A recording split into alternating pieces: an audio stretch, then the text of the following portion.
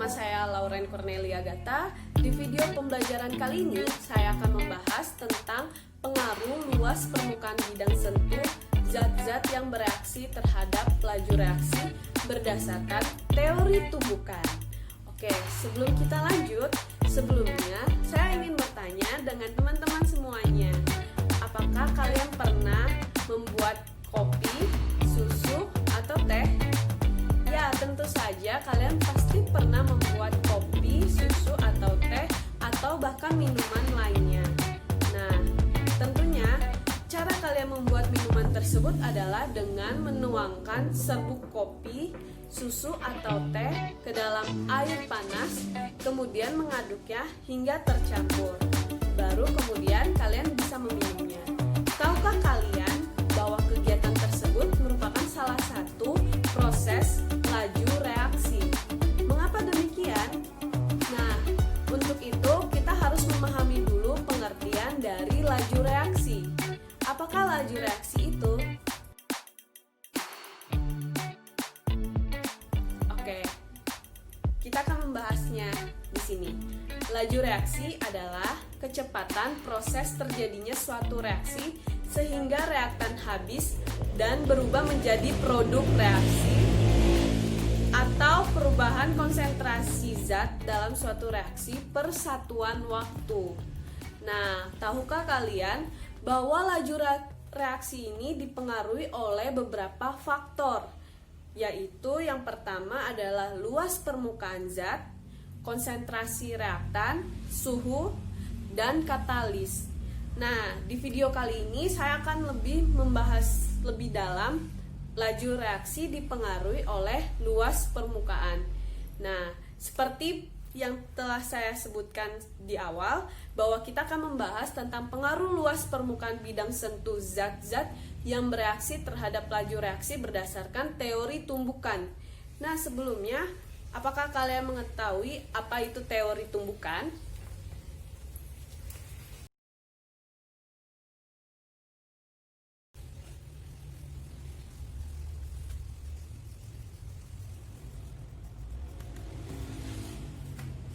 Nah, di sini kita akan membahas tentang teori tumbukan. Teori tumbukan adalah teori yang membahas tentang kelajuan reaksi kimia.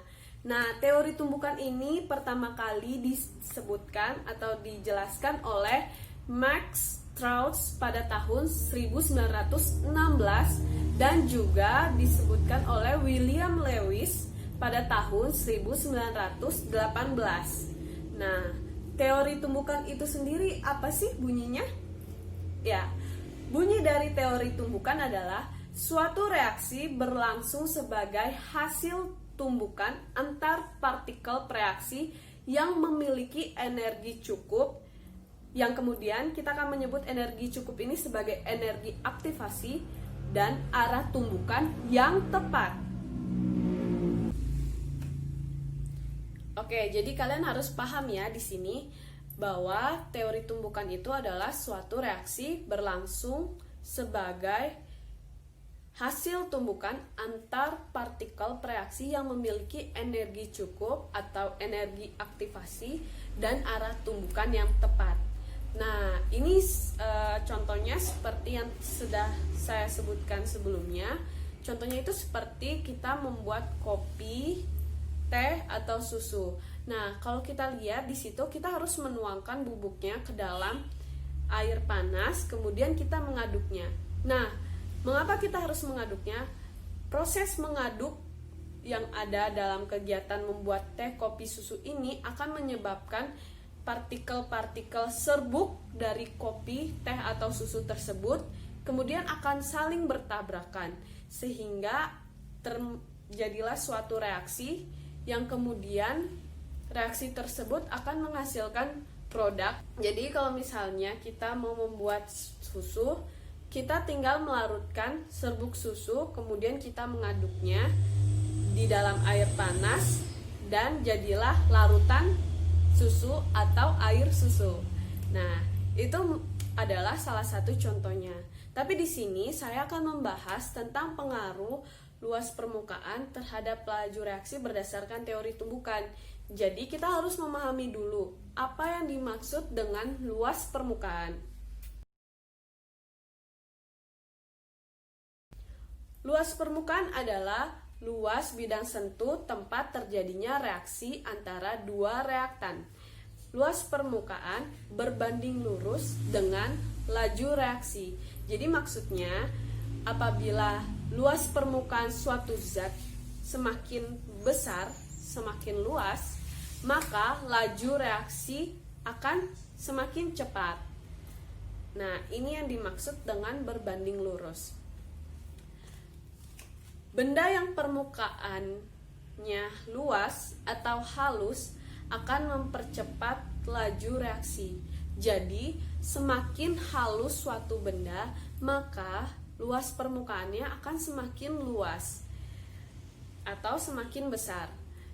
Hal ini dikarenakan memiliki bidang sentuh yang lebih banyak sehingga akan lebih banyak tumbukan yang terjadi. Jadi, contohnya misalnya kita memiliki satu balok. Kemudian satu balok ini dengan luas permukaannya 1 cm persegi tentunya hanya memiliki satu luas permukaan saja. Tapi apabila permukaan balok tersebut kita membagi balok tersebut menjadi 8 balok, maka luas permukaannya akan sebanyak 8 meskipun besarnya akan semakin kecil. Tetapi jumlah dari luas permukaannya akan semakin banyak. Inilah yang akan mempercepat terjadinya suatu reaksi. Karena semakin banyak luas permukaannya, maka proses terjadinya tumbukan antara partikel akan semakin mudah. Atau peluang terjadinya tumbukan semakin besar apabila luas permukaannya semakin banyak. Jadi ini yang perlu kita pahami. Suatu luas permukaan yang semakin halus akan menyebabkan proses terjadinya tumbukan yang semakin besar. Sebaliknya, apabila benda yang permukaannya sempit atau kasar akan memperlambat laju reaksi. Hal ini dikarenakan bidang sentuh lebih sempit, menyebabkan lebih sedikit tumbukan yang terjadi. Jadi, pengaruh antara luas permukaan terhadap laju reaksi kita gambarkan dengan grafik sebagai berikut.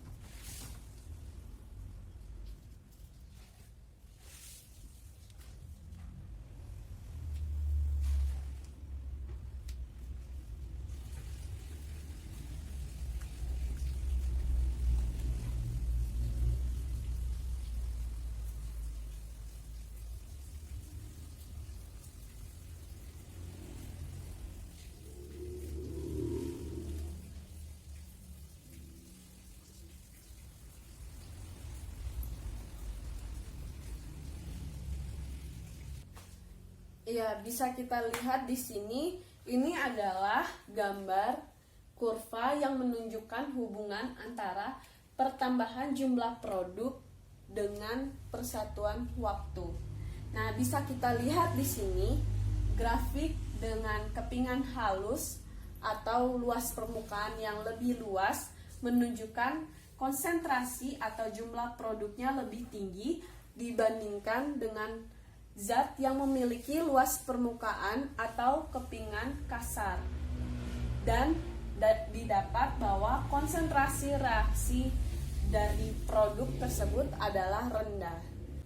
Jadi dari gambar grafik tersebut kita bisa simpulkan bahwa suatu zat atau partikel yang memiliki luas permukaan lebih banyak akan mempercepat terjadinya laju reaksi. Sebaliknya, suatu zat atau partikel yang memiliki luas permukaan lebih sedikit akan memperlambat proses terjadinya reaksi. Itu adalah kesimpulan dari materi kita hari ini.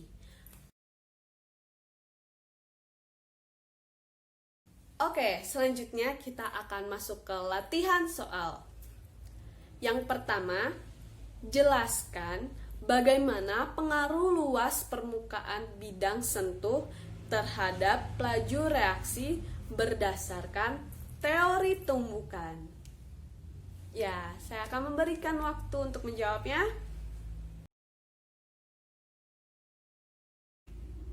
Ya, waktunya habis. Jadi, jawaban dari pertanyaan tersebut adalah apabila luas permukaan bidang sentuh semakin banyak atau jumlah luas permukaan suatu zat semakin banyak, maka proses terjadinya laju reaksi akan semakin cepat.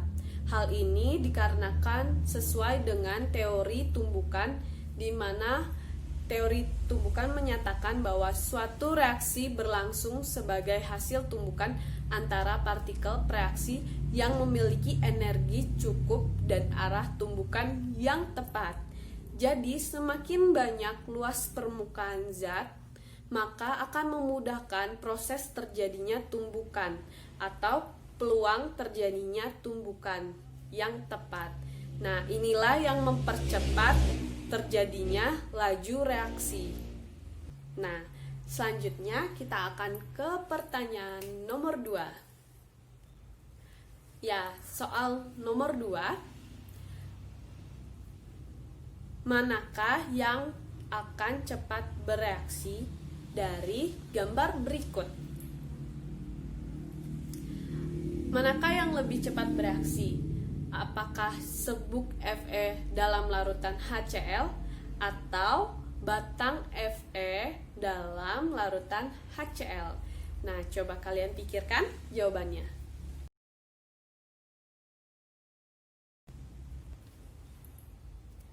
Jawaban dari soal nomor 2 adalah mana zat yang lebih cepat bereaksi? Apakah serbuk Fe dalam larutan HCl atau batang Fe dalam larutan HCl? Jawabannya adalah menurut teori tumbukan berdasarkan pengaruh luas permukaan zat, semakin banyak luas permukaan zat, maka laju reaksi akan berlangsung semakin cepat. Jadi, bisa kita simpulkan dari sini, bisa kita jawab dari sini bahwa yang reaksinya berlangsung cepat antara serbuk Fe dengan batang Fe adalah serbuk Fe. Mengapa demikian? Karena serbuk Fe memiliki luas permukaan zat yang lebih banyak dibandingkan dengan batang Fe, sehingga proses terjadinya laju reaksi pada serbuk Fe akan berlangsung lebih cepat dibandingkan dengan batang Fe dalam larutan HCl. Itulah jawaban dari pertanyaan soal nomor 2. Demikian video pembelajaran kita pada hari ini. Jadi bisa kalian simpulkan bahwa laju reaksi akan berlangsung lebih cepat dengan luas permukaan bidang sentuh yang lebih banyak dibandingkan dengan luas permukaan bidang sentuh yang sedikit. Proses terjadinya laju reaksi akan berlangsung lambat. Sekian video kita pada hari ini. Saya Lauren Cornelia Agatha, pamit undur diri. Terima kasih.